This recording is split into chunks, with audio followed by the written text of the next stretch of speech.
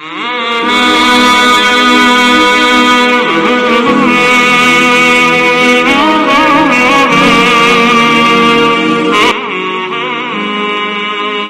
و نصلی علی رسول الکریم ما بعد۔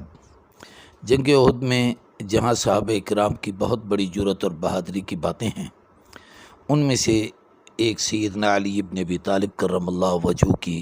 بہادری، جرأت، دلیری، نبی کریم صلی اللہ علیہ وآلہ وسلم سے عقیدت و محبت اور آپ کے کو نہ پا کر بے چینی اور بے قراری کی کیفیت آپ پر ایک عجیب تھی۔ حضور اکرم صلی اللہ علیہ وسلم نے سیدنا علی کو سیدنا مصعب بن عمیر کی شہادت کے بعد پرچم اسلام بھی حضرت علی کے ہاتھوں عطا فرمایا تھا۔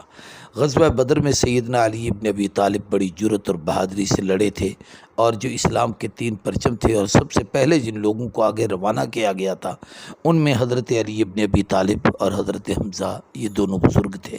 حضرت حمزہ کی شہادت بھی اسی احد کے میدان میں ہوئی۔ سیدنا علی رضی اللہ تعالیٰ عنہ اس جنگ میں بڑی جرأت اور بہادری کے ساتھ لڑتے رہے۔ سیدنا علی فرماتے ہیں کہ جس وقت مسلمانوں پر درمیان میں ایک واقعہ پیش آیا کہ وہ درے والے لوگ نیچے اتر آئے اور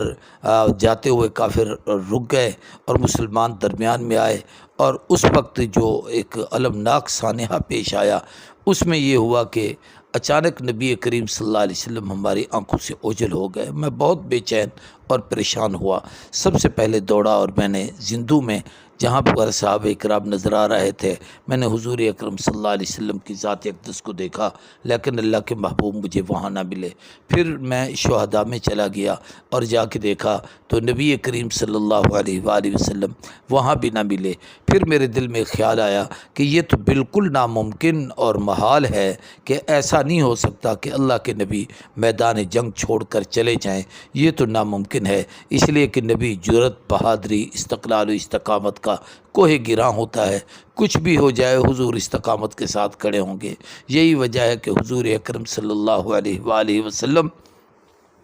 ہر جنگ میں جس میں آپ شریک ہوتے تھے اس کی قیادت بھی خود فرماتے تھے، بلکہ ایک جنگ کے موقع پر تو آپ نے بڑا فرما دیا کہ انا ابن عبد المطلب انا النبی ولا کذب، میں عبد المطلب کا بیٹا ہوں، اس خاندان کا ہوں، سچا نبی ہوں، جھوٹا نہیں ہو سکتا۔ اللہ کا نبی کبھی پیچھے نہیں ہٹتے جہاد سے، جنگ سے۔ تو حضرت علی فرماتے ہیں مجھے یوں گزرا کہ شاید اللہ ہم سے خفا ہو گئے اور اپنے محبوب کو آسمانوں پر اٹھا لیا ہے، لیکن اچانک میری نظر نبی کریم صلی اللہ علیہ وآلہ وسلم پر پڑی تو میں دوڑتا ہوا حضور کے قریب کیا اور جا کر رسول اللہ صلی اللہ علیہ وسلم کے سامنے سینہ سپر ہو کر کھڑا ہو گیا، اور پھر کافروں کا ایک دستہ اس طرف آیا تو اللہ کے نبی نے فرمایا جو اس کو پیچھے ہٹائے میں اسے جنت کی خوشخبری دیتا ہوں۔ تو حضرت علی رضی اللہ تعالیٰ عنہ فرماتے ہیں میں نے